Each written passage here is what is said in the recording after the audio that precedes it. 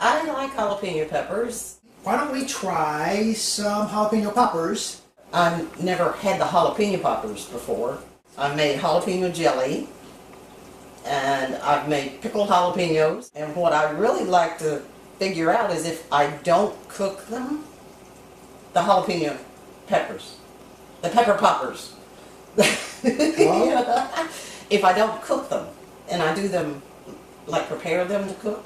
And freeze them. And freeze them. Yeah, we can make them ahead of time. And we can have a freezer full of jalapeno poppers. Yeah. Okay.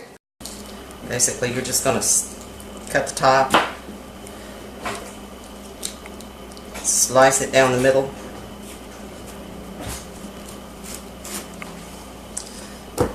and take your little knife and slice around the edges.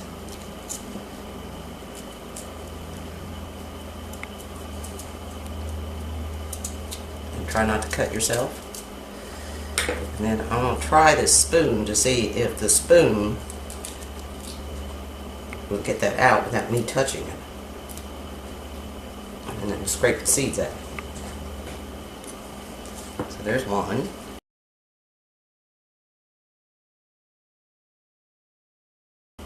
That one came out all by itself. So I'll take the spoon and scrape out seeds. So there we have the beginnings of our jalapeno poppers. You seem to be much better at this than me. You want to do the rest of it? So I've seen videos of people doing the peppers, and I learned about the spoon. They did use a grapefruit spoon that has a serrated edge on it. Yeah. Have we got one of those? No, we don't. Okay, well, let's go ahead and do the rest of them. Alright, now that we've got all the jalapenos cut in half, de-seeded, we need to prepare the ingredients for stuffing them. And we also need to preheat our oven to 400 degrees Fahrenheit. So, Carl, could you... I can go do that. I can do that. I can do that. 450?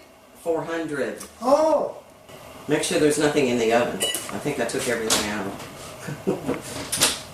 We have a half a cup of cream cheese and a half a cup of sharp cheddar cheese. We also have some breadcrumbs. What kind of breadcrumbs? They're just breadcrumbs. Oh. We have some bacon to wrap the jalapeno and cheese in. But I'm also going to try an experiment and see how this works. I have a half a cup of, oh, I forgot. Pepper jack. Pepper jack cheese. So I was going to mix pepper jack and cream cheese together and see about doing half of them with that, and ouch, you're on my toe. Half of them with the cream cheese and cheddar cheese, sharp cheddar. Now, are you working from a recipe? Are you working from memory, or what are you working from? It's a recipe I found on the internet a while back. I found all kinds of crap on the internet. Yes, exactly. Okay.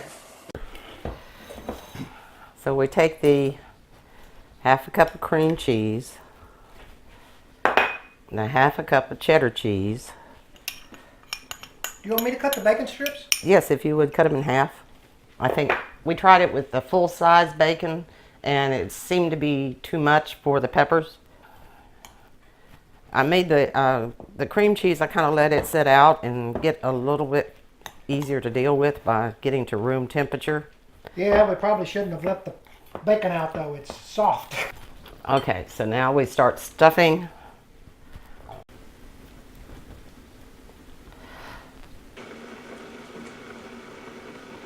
There's 3 of those. I'm gonna mix the, oops. I need to get another bowl. Okay, now you got the ones with the cream cheese and cheddar. Right. And you're going to make some now with cream cheese and pepper jack. Correct. Is that right? Right. I'm stuffing those. When I get them all stuffed, then I'll do the breadcrumbs on top, and then we can wrap them in bacon. All right. The breadcrumbs don't go on top of the bacon? No. Oh, okay. I don't think so. I guess we could try it both ways. It's supposed to make it. We could try it both ways. It's supposed to be crunchy. I went back to check the recipe. It doesn't say anything about breadcrumbs, but I'm going to put it on anyway. make it a little different. So what I'm going to do is just sprinkle a little bit on there. And then we'll wrap them with the bacon. So You want me to do that? you don't have any gloves on, but I don't need any gloves. I know you don't ever need gloves. Okay. Yeah, wait a minute. Okay, we've cut the bacon strips in half so that, well, I don't know if this is going to work or not. Yes, dear, it works. Well, I feel goofy doing this. Toothpick. Do you think we need a toothpick? Yes. We need a toothpick. There's got to be an easier way to do this. You always try. Is there an easier way to do this?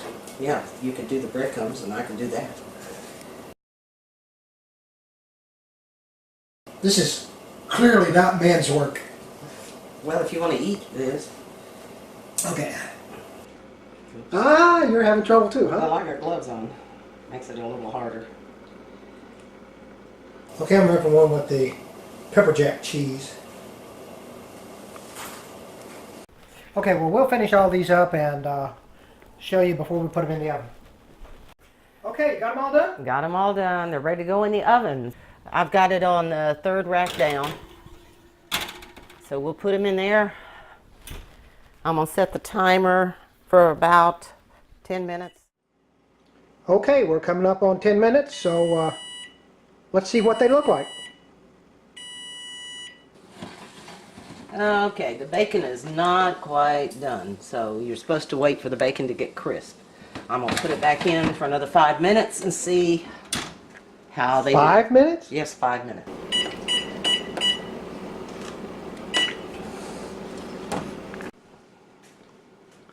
Okay, it's a countdown to 15 minutes now, right? You've cooked them total, right? Right, 15 minutes total. Let's see what they look like. Whoa. The bacon's not quite crisp. Do you think I should leave them in longer? Whatever you think. Okay, we'll leave them in for a couple more minutes. Yeah. Okay, there's a lot of grease in that cookie sheet. So what we're going to do is take these poppers off and put them on another cookie sheet on some paper towels, and so that the peppers won't sit in the grease. And I think next time when we cook them, we'll cook them on parchment paper or something like that, so that there'll be something there to soak up the grease. And I think the other thing that we're going to do next time is cook the bacon a little bit before we wrap it around the poppers, and that way it will be partially cooked and just take 10 minutes in the oven. Maybe. These took a lot longer than I expected, and the bacon didn't get done as well as we thought it would. So pre-cooking the bacon might be a good idea. Okay, we've got the sharp cheddar cheese in this one, the pepper jack cheese in this one. They didn't cook as well as I thought they would, as you know, something about the bacon and all the grease. We're going to figure out how to deal with that. Want to taste them and see how they taste, and see what we need to improve on. Alrighty. Whose hair looks worse? I know. All right. Okay. We have two of these, two of each, and we're going to try them here. This video is going to be, it's not a cooking for two video, but it could be. These are some appetizers that we particularly like, and you want to pick one, and I'll pick one. You have had them before. I haven't. Okay, You like I them. particularly like, Yeah. and Cheryl's going to learn to like. Well, Pick Cheryl's one. going to learn how to eat. You got the pepper jack one, and I've got the cheddar, and they really do look good. What you think? Well, the pepper's kind of crunchy. It's good. There's a lot of pepper flavor in this one.